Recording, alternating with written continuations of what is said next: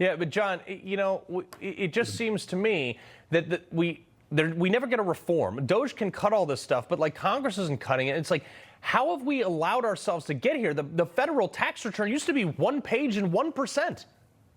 Yeah, that's right. Well, look, the IRS has been weaponized, not just figuratively, but literally.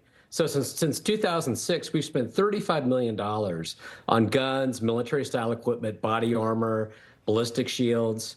And so it begs the question, who are they planning to fight?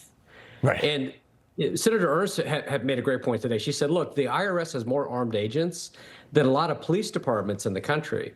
And so let's go back to the basics and talk normal speak.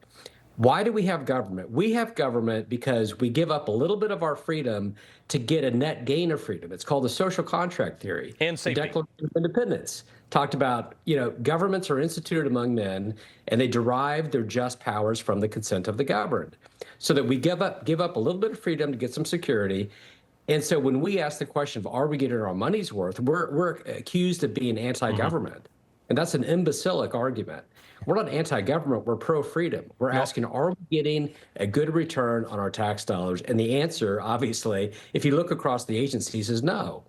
We've grown federal agencies about 400% since 2000. And are we 400% more free? Are we 400% more wealthier? efficient? No, we're not. They're not more efficient. They're not at all. And this is why I'm actually anti-government. So I'll take that one on the chin. John, the other thing, too, is all these agencies, not these agencies, these colleges, it's like $60,000, $70,000, $80,000 a year for these kids to go there. And all we hear about is like, oh, these predatory loans that the government gives, by the way. The government will loan a 18-year-old kid $250,000 for a basket weaving degree.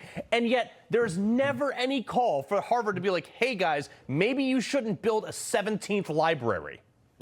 That's right. And look, we need our university system to be strong. It's one of the great strengths of our country, but they have to defend true academic freedom and viewpoint diversity.